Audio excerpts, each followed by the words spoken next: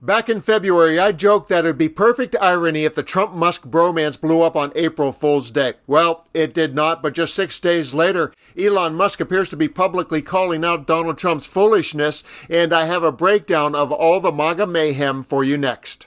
There is a lot going on right now with Elon Musk that could shake up the future of Trump's White House and impact the American economy. And in a minute, I'll show you the bombshell he dropped on Trump. But first, let's start with some juicy infighting. Trump's advisor, Peter Navarro, yes, the architect of Trump's tariff chaos, just threw some serious shade at Musk on Fox News. Have a look.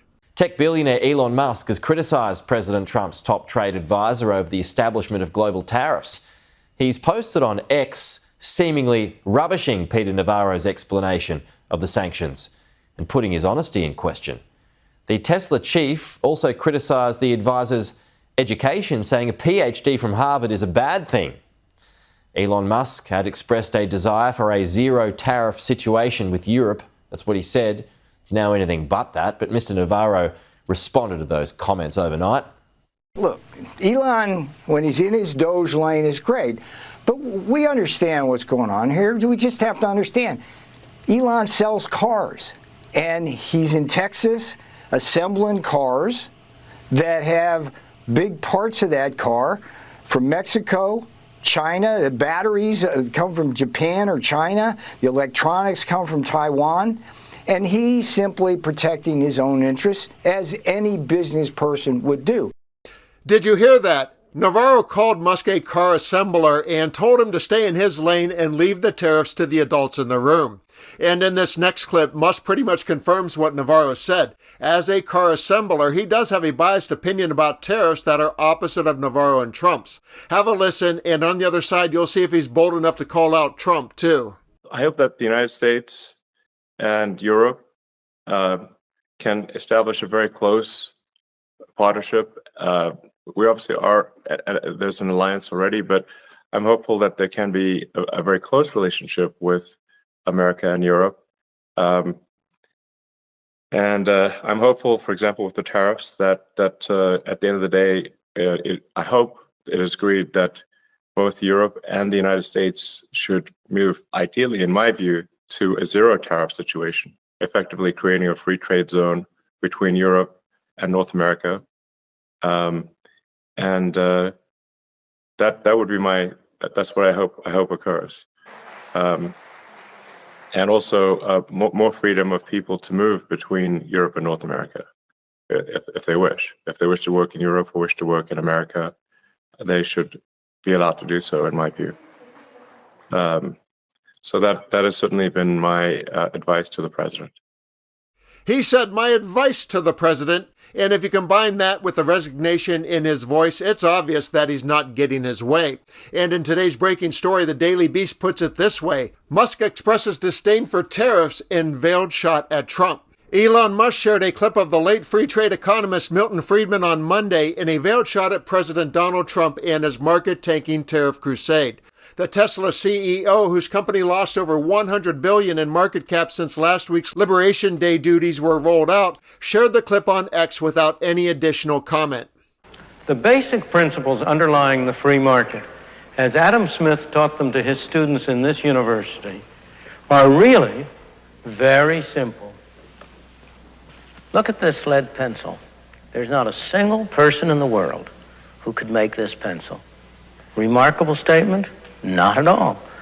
The wood from which it's made, for all I know, comes from a tree that was cut down in the state of Washington.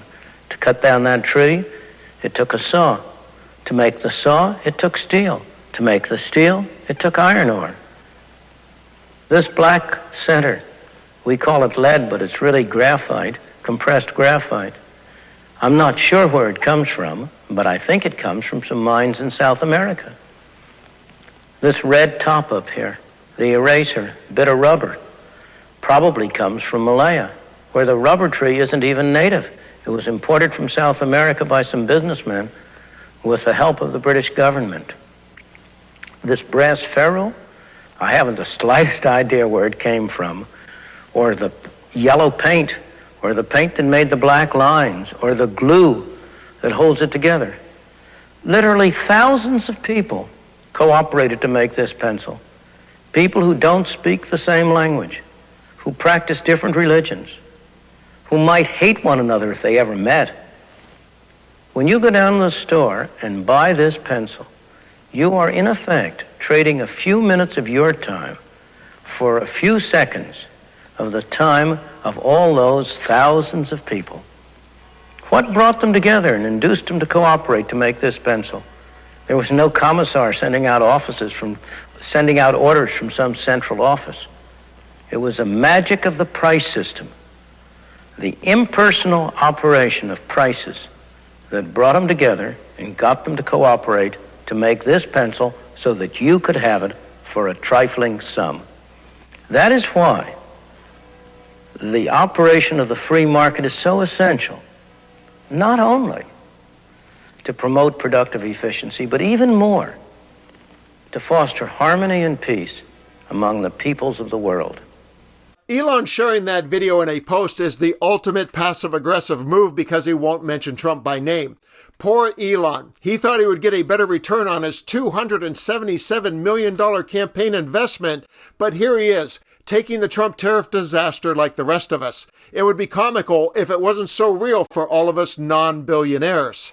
The Daily Beast went on to say, the market's reaction to tariffs has the U.S. on the verge of a recession, experts warn. The S&P 500 has not dropped so far in a 3-day period since 1987 and the infamous Black Monday during Ronald Reagan's presidency. Such a dip, paired with Trump insisting his tariffs are here to stay, has Goldman Sachs economists estimating there's a 45% chance of an economic recession this year. Just how bad is this tariff plan if Elon Musk is signaling he doesn't want to ride the Trump train into an economic brick wall? It is this bad. And it will be interesting to see just how far this rift grows and how public it becomes, because we know that both men are transactional and toxic, and when the transaction is over, they will hold nothing back.